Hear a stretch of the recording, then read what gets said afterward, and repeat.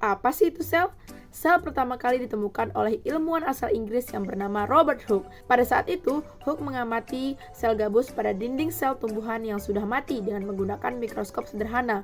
Lalu ia melihat adanya ruangan kecil kosong. Setelah itu, ia menamainya dengan sel, atau dalam bahasa Latin, cellula, yang artinya adalah ruang kecil. Penemuan tentang sel kemudian berkembang setelah Anthony van Leeuwenhoek menjadi orang yang pertama kali melihat sel hidup dari alga Spirogyra dan juga bakteri pada tahun 1674 dengan menggunakan mikroskop. Setelah itu, para ilmuwan dari seluruh negara berusaha untuk melakukan penelitian tentang sel dan juga berusaha untuk memecahkan teori-teori tentang sel.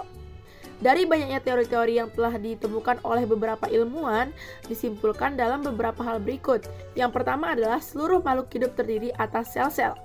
Yang kedua adalah sel merupakan unit struktural terkecil yang menjadi komponen dasar untuk penyusunan tubuh makhluk hidup. Yang ketiga, sel merupakan unit fungsional karena melakukan suatu proses fungsi kehidupan. Contohnya seperti sintesis protein yang berhubungan dengan pembentukan sifat morfologis dan juga fisiologis. Selanjutnya, reproduksi dalam proses perkembangan dan pertumbuhan, melakukan respons, serta melakukan pemanfaatan energi. Yang keempat, semua sel berasal dari sel sebelumnya.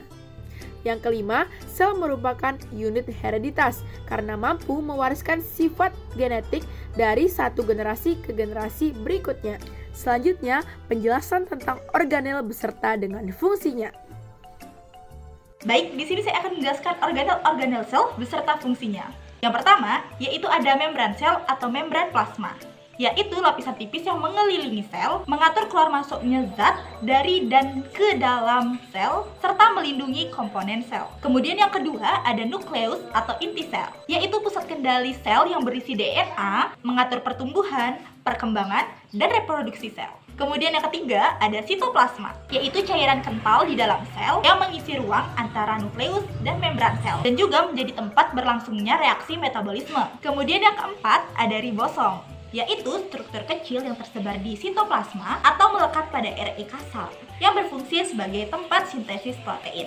Kemudian yang kelima ada retikulum endoplasma atau RE, yaitu jaringan membran yang terhubung ke nukleus yang terbagi menjadi dua, yaitu ada RE kasar dengan ribosom untuk sintesis protein dan RE halus atau tanpa ribosom untuk sintesis lipid. Kemudian yang keenam ada badan Golgi atau aparatus Golgi, yaitu struktur yang memproses, mengemas, dan mendistribusikan protein dan lipid yang diproduksi oleh RE. Kemudian yang ketujuh ada lisosom, yaitu kantung kecil berisi enzim pencerna yang mencerna bahan yang tidak diinginkan di dalam sel. Kemudian yang kedelapan ada peroksisom, yaitu organel yang mengandung enzim oksidatif untuk memecah asam lemak dan asam amino serta menetralkan racun. Kemudian yang kesembilan ada glioksisom, yaitu organel yang hanya ada pada tumbuhan dan berperan dalam konversi lemak yang menjadi gula selama perkecambahan biji. Yang ke-10 ada mitokondria, yang sering disebut juga sebagai pembangkit tenaga sel yang menghasilkan energi dalam bentuk ATP melalui respirasi seluler. Kemudian yang ke-11 ada plastida, yaitu organel yang hanya ditemukan pada tumbuhan, termasuk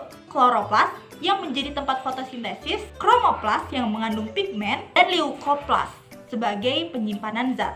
Kemudian yang ke-12 ada vakuola, yaitu kantung besar yang menyimpan air, nutrisi, dan zat sisa pada tumbuhan. Vakuola besar juga membantu mempertahankan tekanan turgor.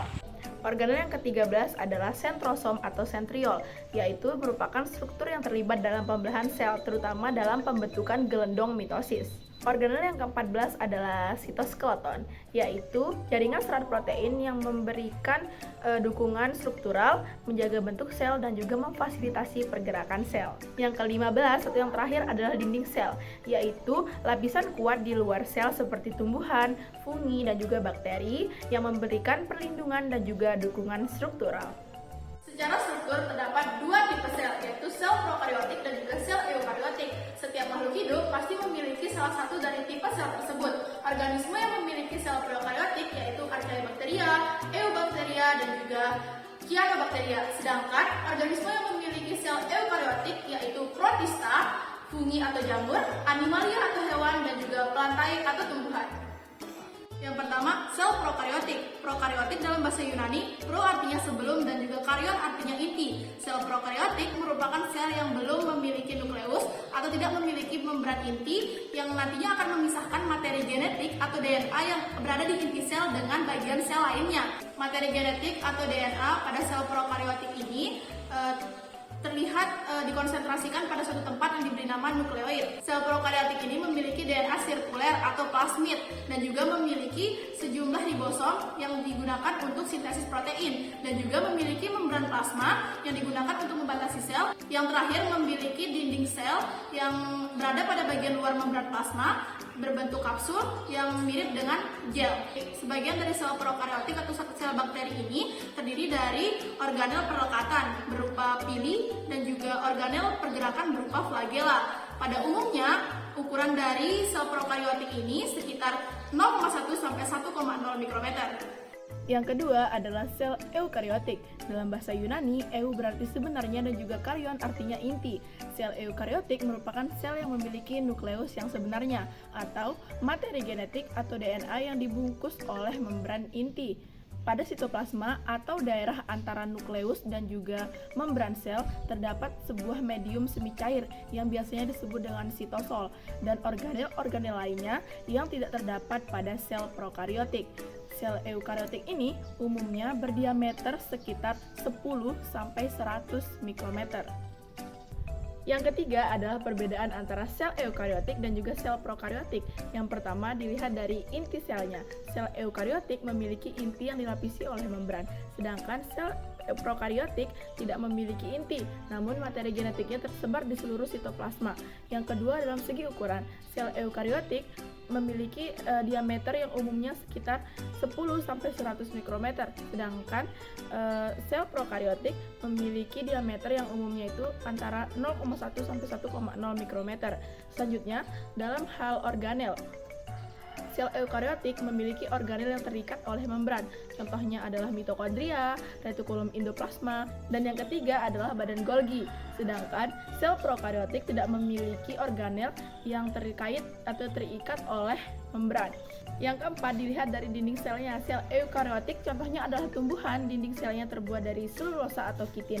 Sedangkan sel prokariotik contohnya adalah bakteri, dinding selnya tersusun dari peptidoglikan. Yang kelima dilihat dari cara reproduksinya. Sel eukariotik melakukan proses reproduksi dengan cara pembelahan mitosis dan meiosis. Sedangkan sel prokariotik melakukan proses reproduksi dengan cara melakukan pembelahan biner. Sel hidup adalah unit dasar kehidupan yang masih aktif menjalankan fungsi-fungsi biologis seperti metabolisme, reproduksi, pertumbuhan, dan respon terhadap rangsangan. Sel hidup memiliki struktur dan komponen yang berfungsi dengan baik, termasuk membran sel, sitoplasma, organel, seperti mitokondria, ribosom, dan inti sel, serta materi genetik, yaitu DNA dan RNA. Sedangkan sel mati adalah sel yang tidak lagi aktif dan tidak dapat menjalankan fungsi-fungsi biologis tersebut. Sel mati mungkin kehilangan integritas membran sel, mengalami kerusakan organel, atau tidak lagi memiliki materi genetik yang berfungsi. Proses kematian sel dapat terjadi secara alami, misalnya melalui apoptosis atau nekrosis, atau akibat dari faktor eksternal, seperti infeksi, cedera, atau paparan zat berbahaya. Terus, apa sih perbedaan sel hidup dengan sel mati? Ini nih perbedaannya. Yang pertama, dari segi metabolik. Kalau pada sel hidup, dia memiliki aktivitas metabolik yang aktif, seperti respirasi, sintesis protein, dan pembelahan sel. Kemudian yang kedua, dari segi integritas struktural. Kalau pada sel hidup, ia memiliki membran sel yang utuh dan organel yang berfungsi. Sedangkan pada sel mati, membran sel bisa rusak atau pecah. Kemudian yang ketiga, dari segi kemampuan untuk merespon. Kalau sel hidup, dia dapat merespon rangsangan dari lingkungan, seperti cahaya, suhu, atau bahan kimia. Sedangkan pada sel mati, ia tidak dapat merespon rangsangan karena fungsi biologisnya terhenti. Kemudian yang keempat, dari segi reproduksi dan pertumbuhan. Kalau pada sel hidup, dia dapat mengalami pembelahan dan reproduksi. Sedangkan pada sel mati, ia tidak dapat membelah atau tumbuh. Kemudian yang kelima, dari segi keberadaan material genetik. Kalau pada sel hidup, dia memiliki DNA atau RNA yang berfungsi dan mampu menjalankan proses transkripsi dan translasi. Sedangkan pada sel mati bisa rusak atau tidak berfungsi. Kemudian perbedaan yang keenam dari segi perbaikan dan pemeliharaan. Jika pada sel hidup, ia memiliki mekanisme untuk memperbaiki kerusakan DNA dan membran sel. Sedangkan pada sel mati, ia tidak memiliki kemampuan untuk memperbaiki diri. Nah, perbedaan-perbedaan tadi menunjukkan bahwa sel hidup adalah unit dinamis dan berfungsi. Sementara sel mati adalah unit yang tidak aktif dan tidak berfungsi lagi. Perbedaan antara sel tumbuhan dan sel hewan. Sel tumbuhan dan sel hewan merupakan sel eukariotik, namun keduanya memiliki beberapa perbedaan, maupun dari struktur ataupun fungsinya. Umumnya, sel tumbuhan memiliki ukuran yang lebih besar, sekitar 10-100 mikrometer, dibandingkan dengan sel hewan yang memiliki ukuran sekitar 10-30 mikrometer. Dalam ilmu ekologi, tumbuhan berperan sebagai produsen yang mampu membuat makanannya sendiri, sedangkan hewan berperan sebagai konsumen atau pemakan. Perbedaan dari peranan tersebut terjadi karena sel tumbuhan memiliki organel-organel yang tidak dimiliki oleh sel hewan, begitupun sebaliknya. Selanjutnya, perbedaan antara sel tumbuhan dan juga sel hewan. Yang pertama dilihat dari dinding selnya. Sel tumbuhan memiliki dinding sel yang kaku, yang terbuat dari selulosa, sedangkan sel hewan tidak memiliki dinding sel, namun memiliki membran sel yang fleksibel. Kemudian yang kedua adalah kloroplas.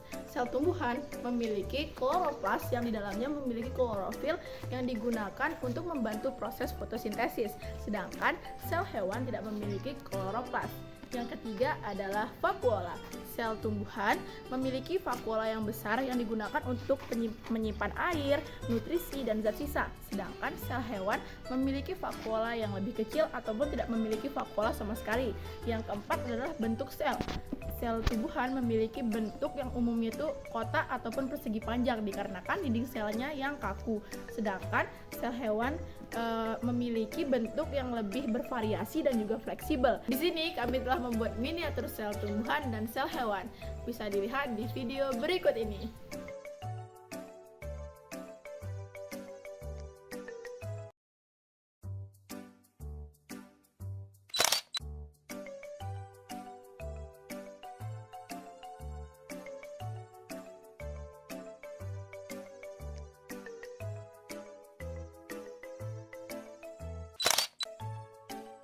Yang kelima adalah sentriol. Sel tumbuhan umumnya tidak memiliki sentriol, sedangkan sel hewan memiliki sentriol yang digunakan untuk membantu proses pembelahan sel.